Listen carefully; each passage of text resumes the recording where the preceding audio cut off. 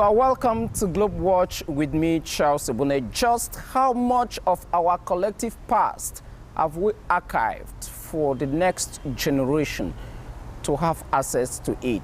That is a key question which officials of the International Council on Archives answer each time the interrogation is put to them. The plus 70-year-old organization has been seeking to make sure that the global patrimony is collectively preserved to ensure that the next generation have access to the most useful material of yesterday, today, for tomorrow.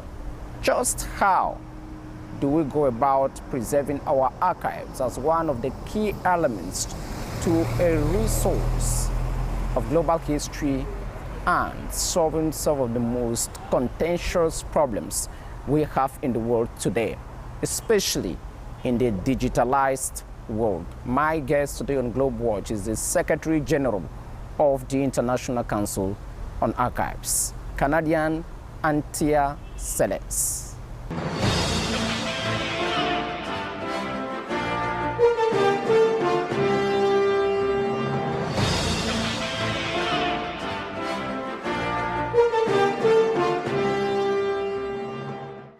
Antia Seles, welcome to Globe Watch. Welcome. Thank you, Charles, and thank you for having me today. A flagship program, simply codenamed Endangered Archives Program, says that since 2004, when it was created, roughly 6.5 million images, they have preserved it, with some 25,000 soundtracks emanating from roughly 90 countries in the world. At the level of the International Council of Archives, just how much of our collective heritage have you succeeded to preserve? Well, to start off with, the International Council on Archives isn't actually the Endangered Archives Program sits under the British Library. So it is an actual sort of operational program. We operate at two levels at the ICA. So we operate at a lobbying level, so working with organizations like UNESCO, the World Bank, the UN, and the Open Government Partnership to advocate around the importance of archives in terms of development initiatives, in terms of the importance of archives for good governance, anti-corruption. We do funding for specific projects, and so, but it's not of the same ilk as I would say the Endangered Archives Program, where we try and build capacity. We do give money for some digitization projects if we feel that the material has a high impact, and we do mostly digitization for access, not digitization. Some people confuse the concept of digitization, believing that if you simply digitize your paper records, that somehow this is a mechanism for preserving them permanently. It can, but you have to be careful in the method that you do it. But so I would say that we have small pots of project money where we will give it out to do these types of smaller projects, whereas the Endangered Archives Program is a much bigger program under the British Library. Absolutely. You understand that my first question had to do with quantitative analysis. Of course. Can we have an idea of how much of our past we have lost in the failure to preserve archives? Well, there's actually no quantitative data that I'm aware of at this point that would accurately, that I could accurately point to any reports of this particular nature. I think archives are at risk in many different ways, and archives are at risk because, how do you create quantitative data around something where the records are abandoned somewhere in a ministry that you're not even aware of, or the ministry has moved and they've left the records behind? It's incredibly difficult to put some quantitative numbers to this. Well, quite difficult to put some quantity on that figure. But at the level of your organization in particular, and we'll be entering into the nitty-gritties in a moment. Of course. For the roughly 70 years now, you have been existing. The same year, the Universal Declaration of Human Rights was declared in 1948. You went operational. Just how much work have you done to form a kind of synergy around nations, amongst nations, to preserve their histories in all the forms and all material, culture, if you like? So I think we do it through our partnerships and through our regional branches. So those would be the two areas where I think we form those types of synergies. So at the international level, we've had a long-standing relationship with UNESCO. We've been involved in many different initiatives. So the beginning was some of what they call the RAMP studies. So trying to look at in some mechanisms the state of archives in order to advise on various levels on policy, and we've continued that relationship all the way through in order to find different avenues to try and collectively work in preserving the memory of the world, which is actually one of the big UNESCO strategic streams that they work on, in order to ensure that governments and different organizations understand the value of archives. And so we work closely primarily with UNESCO. We're starting to branch out into different areas, such as trying to create and sensitize organizations like the Open Government Partnership around the importance of archives. And so it's such a long history, it's difficult to point to one particular project or one particular thing. So you are based and you run your global operations from Paris, That's correct, France, yes. where your headquarters are found, Yes. or your headquarter is found. Mm-hmm. What is your institutional framework to operate around the world in doing this lobbying work as a non-profit making organization? So we use our regional branches a lot for that. So we have, in different parts of the world, How many of them operate around? Approximately 12 to 13. And they operate, so we have 3 here on the African continent. That's Warbica, the West African regional branch, Senarbica, the Central African regional branch, and Asarbica, the East and South African regional branch. And then there are multiple branches around the world that deal with sort of North America, the Latin American speaking countries. And so we often use that on the ground network to be able to try and build the importance of archives on the ground. And also we support those networks as well. So if they have regional projects that they want to get off the ground, we accept applications from them and we give them funding in order to ensure that a lot of these projects sort of sit around. So in Latin America, a lot of the focus right now is on illicit trafficking. So we work closely with them to on the illicit trafficking piece. And so it's sort of a bottom-up, top-down approach. So we use our regional branches to push the information up to their decision makers, and then we come in at the top, and then we use our lobbying capacity and our international status in order to sort of push that down through governments to make sure that these types of issues are addressed. And I think illicit trafficking is one of the sort of more recent examples where we're trying to do that, bottom-up and top-down approach. I'm sure that if I throw the question to a plethora of people outside there on what is archives and their importance, will get a sack of answers. At the level of the International Council on Archives, how do you qualify archives and how valuable they are to humanity? Of course. So archives for me is anything that results in a decision, whether that's policy decisions, and that can be any type of record. It could be what we're creating now in terms of video, it could be data, it could be code, it could be oral records. You know, an archives can be anything. It's what is important for a society or for a government to document the decisions they've made and to document their history and identity and the governance of that entity. And I think so it can be absolutely anything. And the notion of archives is often about it's a dusty paper record sitting in a corner, and that's absolutely not the case. And I think what I as Secretary General am trying to do is trying to break down some of those barriers and some of those prejudices that people have about what constitutes an archives and what constitutes an archival record. In terms of importance, I would say that you can't really assign such an importance to them. So I'll give you an example of a story a colleague of mine encountered, if you'll permit me, working actually here in Africa. So she was working out of the ministry. The archives was located in the Ministry of Finance, and she kept going in and out every day and seeing a man sitting outside of the pensions office. She eventually approached that man and said, I've seen you sitting here several days now. Why are you sitting here? He says, because my father, who worked for this particular ministry for 30 years, they say they can't find his personnel record, and he can't claim his pension. So I've come in from outside of the city to try and help him find the paperwork so he can claim his pension. He says, I have now left my farm. I haven't been able to farm it at all.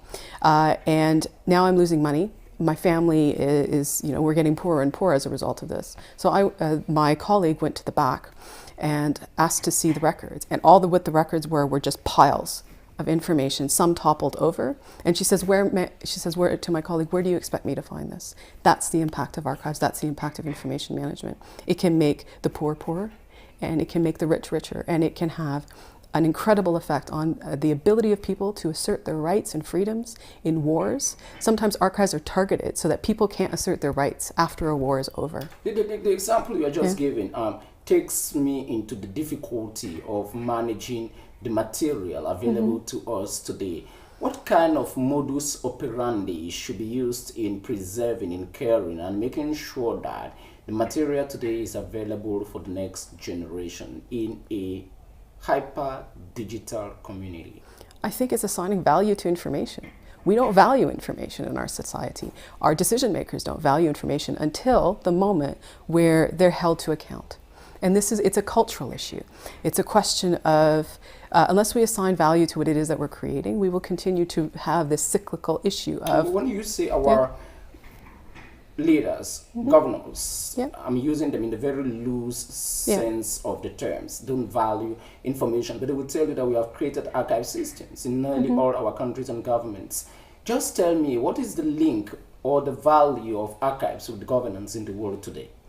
I think the link of archives in governance of the world today is it gives people their collective memory. It gives people, I think it's still fairly not well understood sometimes. Yes, we have archives, but I still don't think decision makers really understand the value of an archives. I think they see it as more of a cultural entity rather than an entity that can promote accountability or transparency. And it's, like I said, it's only when something goes wrong that people begin to see the impact of an archives. We have just to look at what's happened in Brazil, the Brazil Museum, and their archival material around research that they did, and the long-term impact this is going to have on research in that particular part of the world. And the problem is that whilst we have archives, doesn't mean that archives are well funded, doesn't mean that archives are well regarded. And there perhaps was a time when a particular decision maker thought that it was something important, but it often relies on single entities, one person who finds it important. And the problem is that once that person is gone and you don't have any senior decision maker that sees that value, then the archives kind of falls down on the scale of importance. Yeah. Well, sure. You are very much aware of how the environment is changing in the world today. At times we have huge floods that sweep away communities. At times we have landslides. At times we have huge earthquakes and other natural torrents, or if you like, currents. When such material in such communities are completely destroyed, how do you rehabilitate that?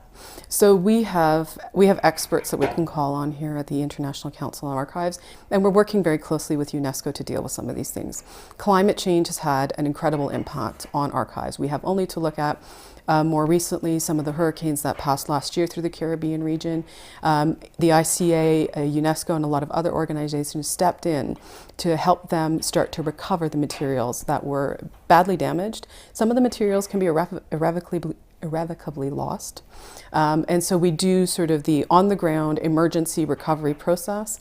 And more recently this year, what we've done is we've worked together with several international organizations to do sort of a preventative preparation course in anticipation that this is going to be something that's continuous now in the world, and that we have to help cultural organizations and archives. It's not simply us that are affected by climate change, prepare and put preventative measures in place so that you minimize the amount of loss as a result of these types of activities. So I think that's where organizations like the ICA and others play a vital role. Much of our world today is entangled in conflicts, wars around the world. You can name them: Syria, Somalia, some of the traditional hotspots of the world. And most of those conflicts are basically on issues that happened in the 1915, 16, 61 and whatsoever. People want to redraw the maps of the world. Some people claim territories and whatsoever. Have you succeeded in preserving material of certain conventions, of certain treaties that, okay, when problems arise, for example, at the International Court of Justice, you say, look, what they are claiming today is not correct. This is actually what happened. Are you in possession of such materials, for example? No, those materials. In other words, are you an element of solving conflicts in the world? No, well, I wouldn't say. We would be there to support in terms of restoring and saving the records. I think when you're talking about international conventions, that rests with different organizations that would preserve it. So the likes of the United Nations, the likes of UNESCO, that create, and because they're the creating organizations, they're the ones that maintain it. Okay. We would support organizations like that if there was an enforcement issue where they had to intervene in something, and then the ICA would support along with other cultural organizations, but we wouldn't actually preserve those types of conventions. Okay. Certainly in this your plus 60 years of operation, you have significant challenges in doing the job. You just mentioned that you have to regional offices in Africa. Of all the areas you operate in the world, is there a particular area where preserving archives is more of a challenge than others? I think every region in the world has its challenges. It's more of a diplomatic Yes, answer. it is. Of course, I'm Canadian. I try and always be diplomatic when I can be.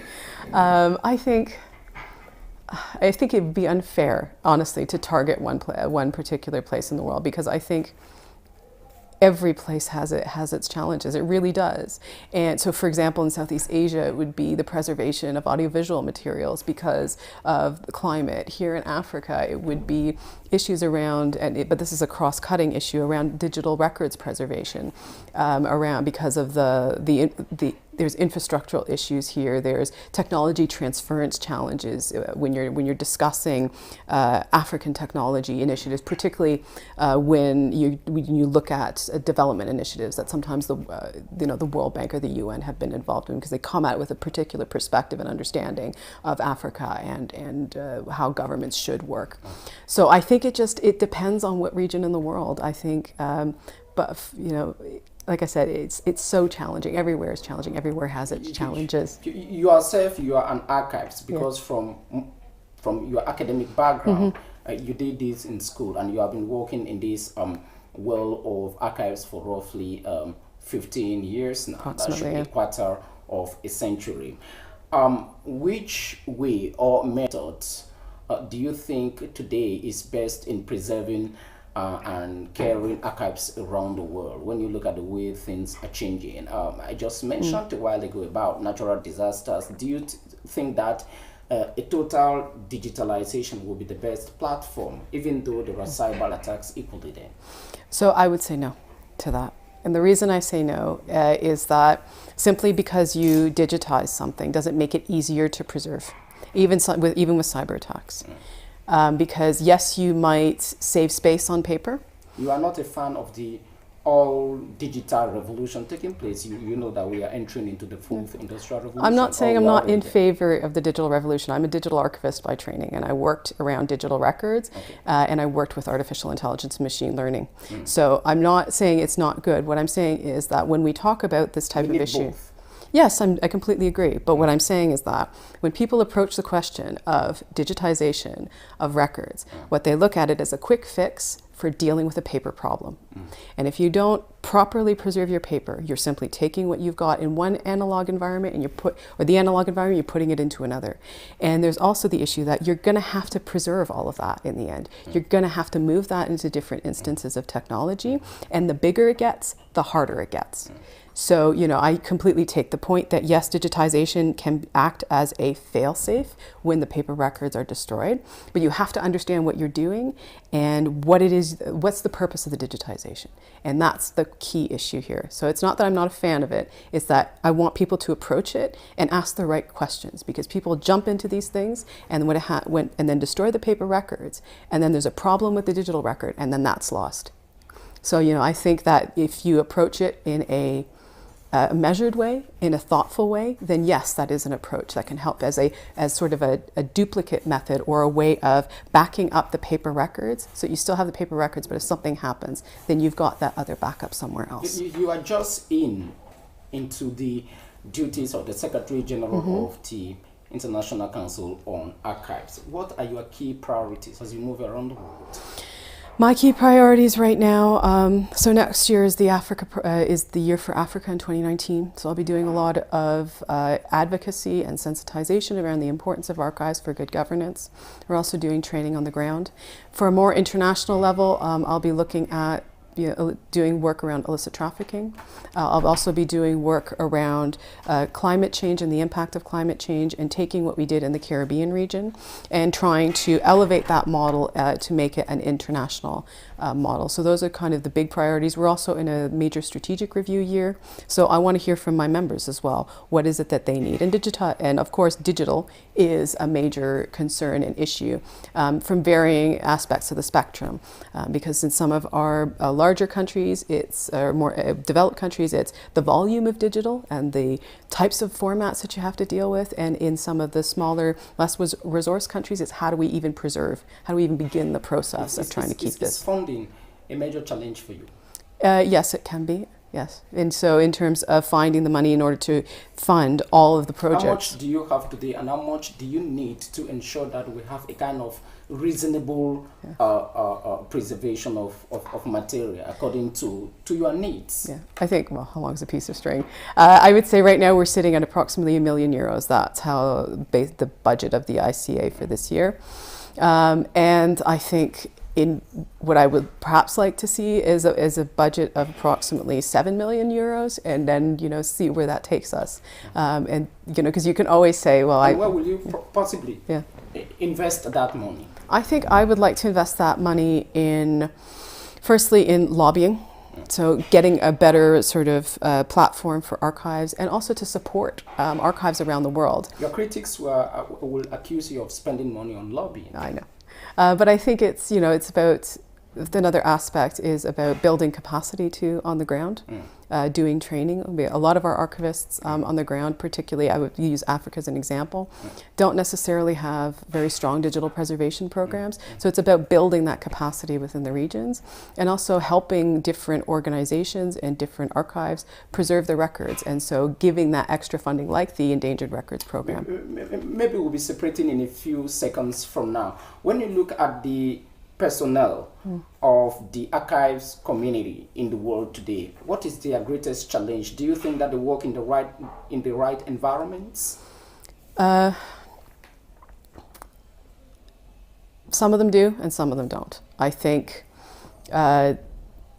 there's a two-pronged issue here. There's an issue around where the profession needs to go, because I don't think the profession is necessarily geared itself in the right direction digitally, I would argue. And I think when it comes to paper, I think it depends on where in the world, and with analog, it depends on where in the world that you are.